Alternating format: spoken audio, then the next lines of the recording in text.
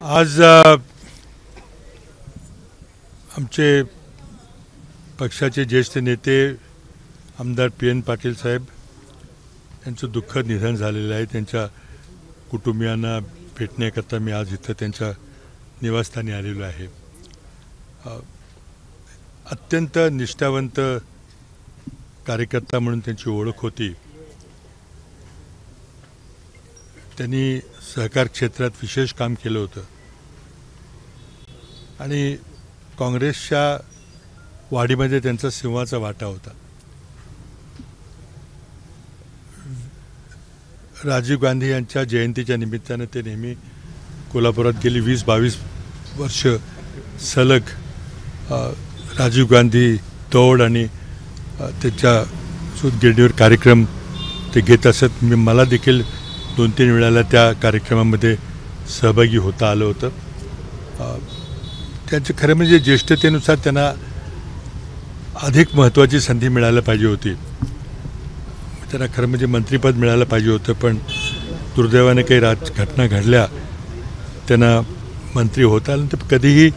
ते कधी निराश झाले नाहीत। संधी मिळाली नाही मिळाली तरी पण ज्या लोकांनी त्यांच्यावर विश्वास टाकला होता त्यांना प्रचंड बहुमताने ते निवडून देत असत। त्यांची कामं करण्याकरता ते मंत्रालयात असो, विधानसभेत असो नसो, नेहमी ते तत्पर असायचे। त्यामुळे या त्यांच्या परिसरातील मतदारसंघातील लोकांनी त्यांच्यावर प्रचंड प्रेम केलं।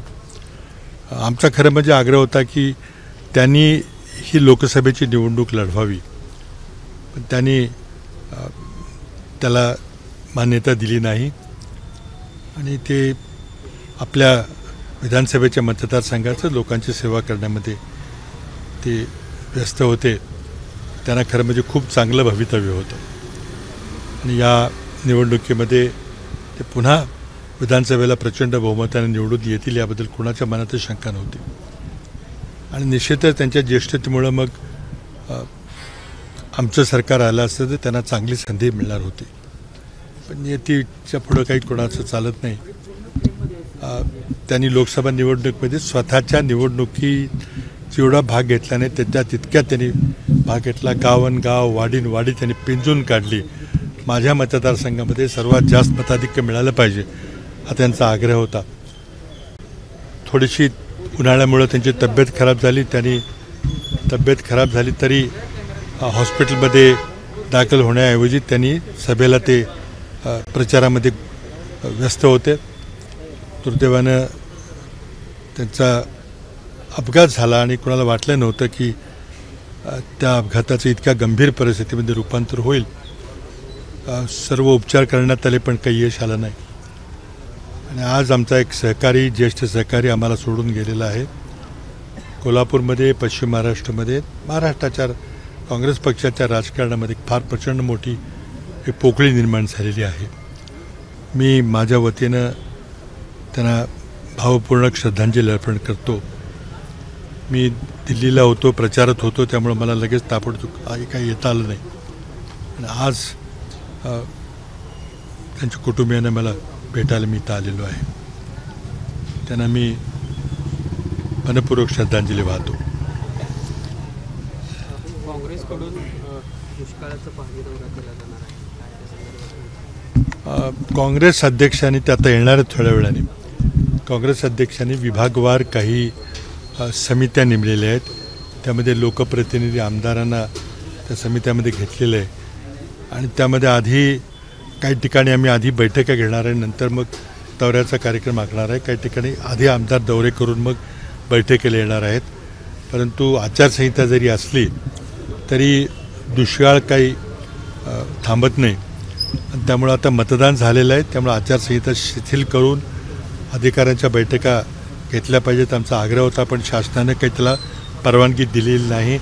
मतमोजणीचं कारण सांगितलेलं आहे, त्यामुळे आम्ही शासनाकडून माहिती मागितलेली आहे, अधिकृत माहिती, टँकरची माहिती, पाणी टंचाईची माहिती वगैरे। आणि मी पश्चिम महाराष्ट्राची मीटिंग 2 तारखेला कराडला घेणार आहे प्राथमिक, तिथून मग आमदार सुचवतील आणि तिथे जिल्हाध्यक्ष सुचवतील त्याप्रमाणे जिल्ह्यावर आम्ही दौरे करणार आहेत मतमोजणी झाल्याबरोबर लगेच। पुण्याचं हिट अँड रन प्रकरण जे आहे त्याचे धागेदोरे आता अगदी मंत्रालयापर्यंत हस्तक्षेप हस्तक्षेप झाला अशा पद्धतीनं माहिती समोर येते.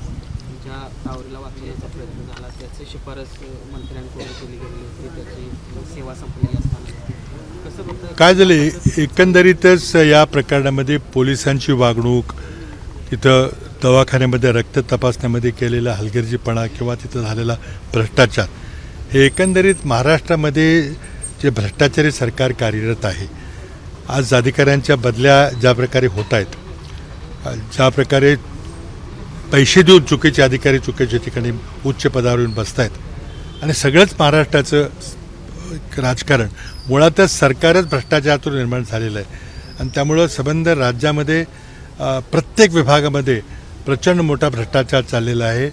बदल्यामध्ये जे काही व्यवहार झालेले आहेत ते वसूल करण्याकरता सामान्य जनतेला पिडलं जातं आहे आणि त्याचंच उदाहरण हे पोर्शे गाडीचा जो अपघात झाला.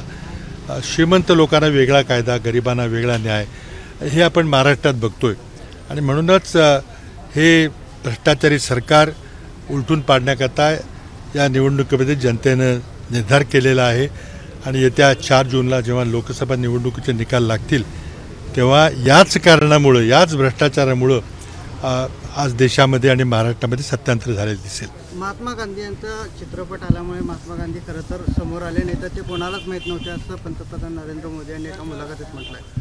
काय झाले, पंतप्रधानांची जर सगळी वक्तव्य त्यांनी एक तर खूप सभा घेतलेल्या आहेत. 2019ला महाराष्ट्रात त्यांनी 7 जाहीर सभा घेतल्या होत्या, आता 20च्या वर घेतलेल्या आहेत.